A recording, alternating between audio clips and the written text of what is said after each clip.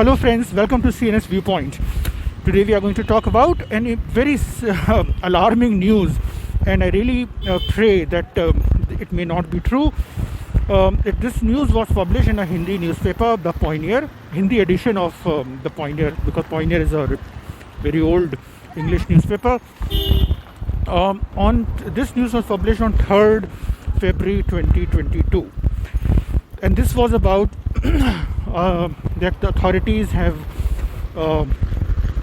exposed a scam of making fake vaccines, fake Covishield vaccine, fake ZyCov-D vaccine, and fake COVID-19 testing kits.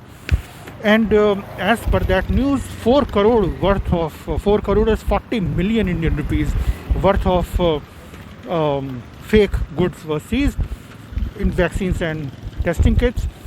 And this is so alarming, really. And in that news it was also mentioned that lakhs of doses of fake vaccines have been already supplied by those scamsters. This is such a crime against humanity, really, in this hour of global health crisis, public health emergency. If this news is true, and there are some people who are hell-bent upon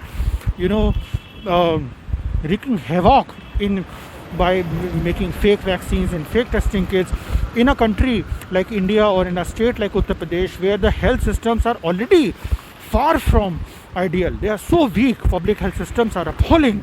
They are far from what it should have been if government had delivered on the promise of health for all, where no one is left behind. Even if this news is false and not true, whatever, we also during Delta variant corona crisis of 2021, that how the prices went up of very essential medicines, of essential diagnostics, of ambulance services, even of the hearse car which takes a dead body to the funeral, of every possible opportunity where the rich can become richer, they did that. We also saw how vaccine prices went up from 150 to almost 1,500 or 1,400 or something. There are 3 vaccines available now. One is at almost 800. The other one is almost 1,300. The third one is 1,400 per dose. So, but the price, government had paid this price of 150 rupees for the same vaccine dose early on when the vaccine rollout had begun. So profit minting even in the times of crisis, hoarding, black marketing, corruption in health, in medicine, even in times of severe crisis. This is not new to our country or our state. There are several such instances which one can cite, and even during this COVID-19 crisis.